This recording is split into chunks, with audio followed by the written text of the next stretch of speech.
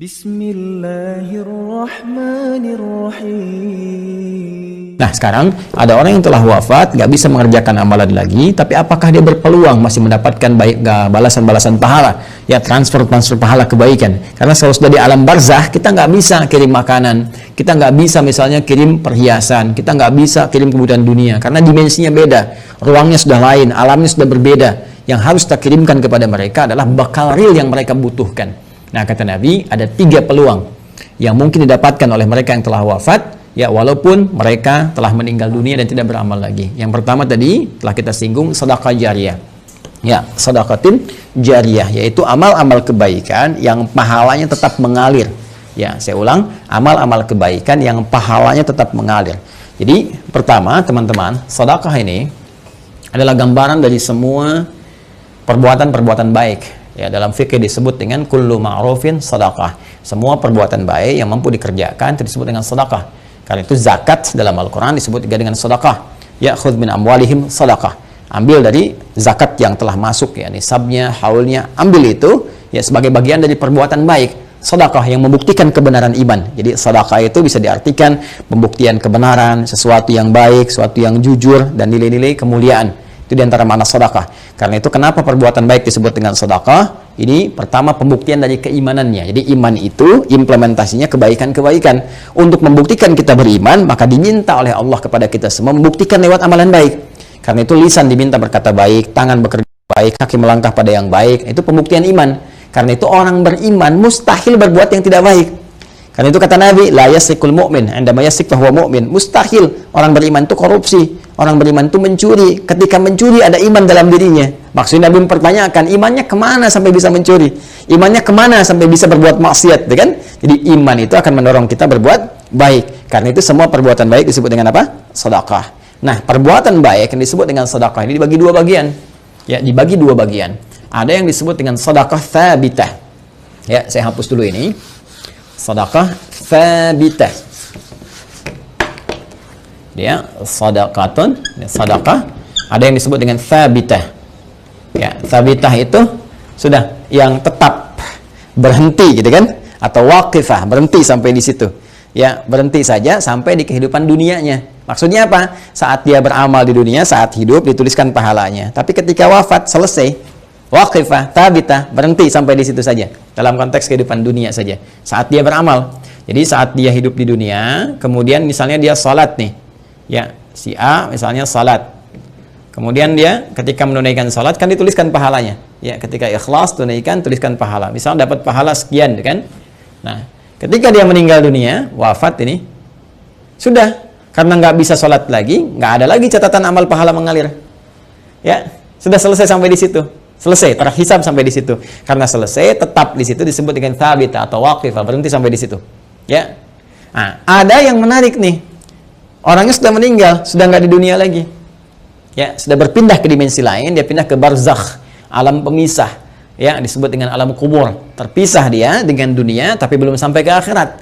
Ya, alam pemisah antara dunia dengan akhirat disebut dengan barzakh. Ya, baik. Ketika berpindah kepada barzakh ini, nggak ada peluang amal lagi. Tapi yang menarik, walaupun dia nggak mengerjakan amalannya, pahalanya tetap mengalir. Nah, mengalir dalam bahasa Arab disebut dengan jara yajri, jarian wa jariyatan. Ya, maka karena ini sifatnya ada muannats-nya disebut dengan jariyah. Jariyah. Ya. Baik. Ini apa namanya? Sifat dan mausuf, ya, disifati sedekah. Ada sedekah, perbuatan-perbuatan baik jariyah yang pahalanya terus ngalir. Ngalir sampai kehidupan berakhir. Ya, sampai hari perhitungan tiba, kiamat terjadi, ya, perhitungan pahala, baru kemudian di situ hitungan dikumpulkan keseluruhan yang disebut dengan hisab. Ya, disebut dengan apa? Hisab. Jadi sepanjang kiamatnya belum terjadi, kemudian belum terputus kehidupan dunia keseluruhannya, maka terus saja ngalir di pahalanya, ngalir, kumpul, masya Allah, walaupun orangnya telah meninggal dunia. Nah, ini sedekah jariyah ini punya 2 sumber. Ya. Untuk mempercepat, punya 2 sumber. Sumber pertama adalah kebiasaan amal soleh yang dikerjakan oleh orang yang meninggal tadi sebelum dia wafat. Jadi sebelum dia wafat, dia punya kebiasaan beramal. Ya, yang amalan ini setelah dia wafat pun masih ada tuh.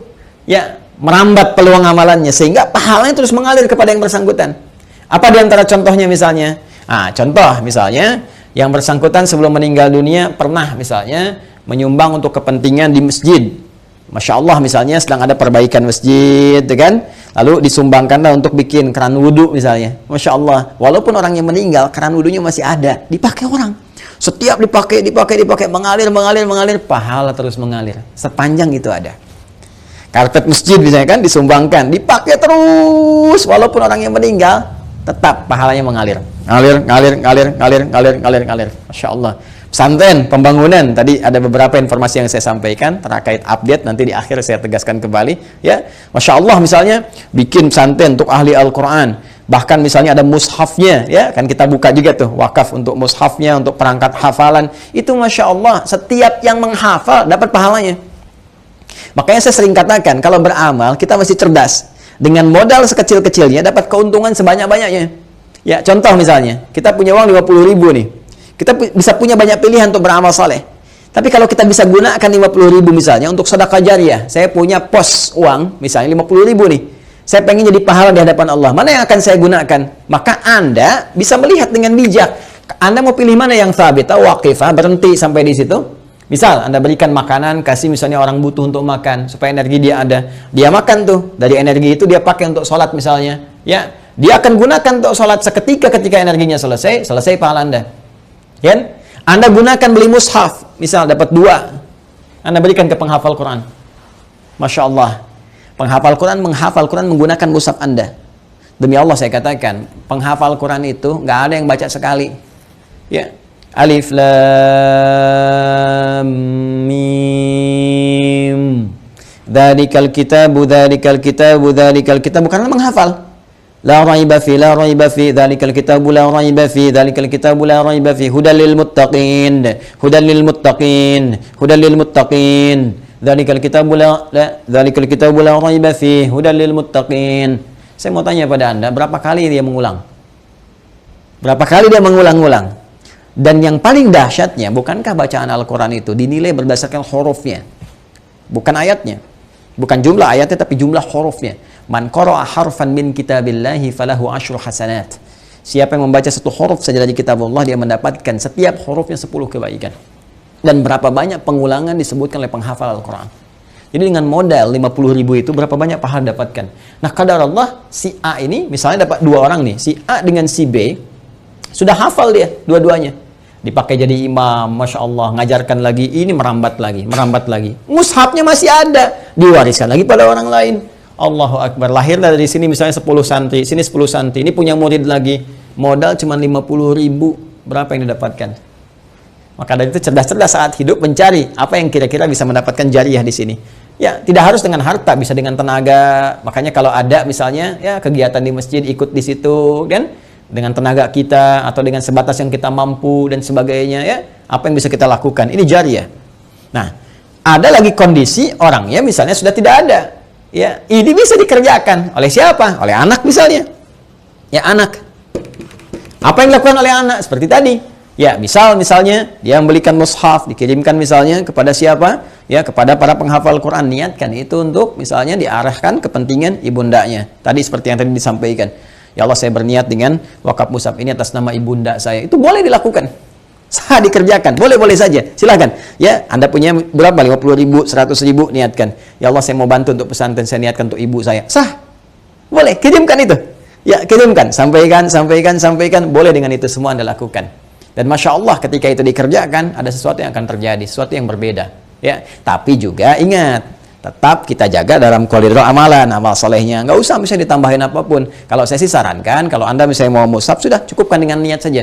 Ya, dengan niat dalam hati kita bahwa ini kita niatkan untuk kepentingan ibunda saya. Ya, ini Anda nggak harus cantumkan misalnya, ya taruh foto misalnya, atau taruh ini, taruh itu nggak diperlukan menurut saya.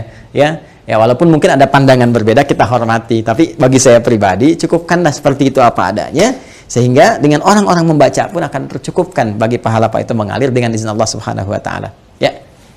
Allah Taala alam bisawab. Ini bagian yang pertama, sedekah jariyah. 1. Ya, kemudian yang kedua, teman-teman sekalian, bisa dalam bentuk ya ilmin yuntafa'u bihi, ilmu yang bermanfaat.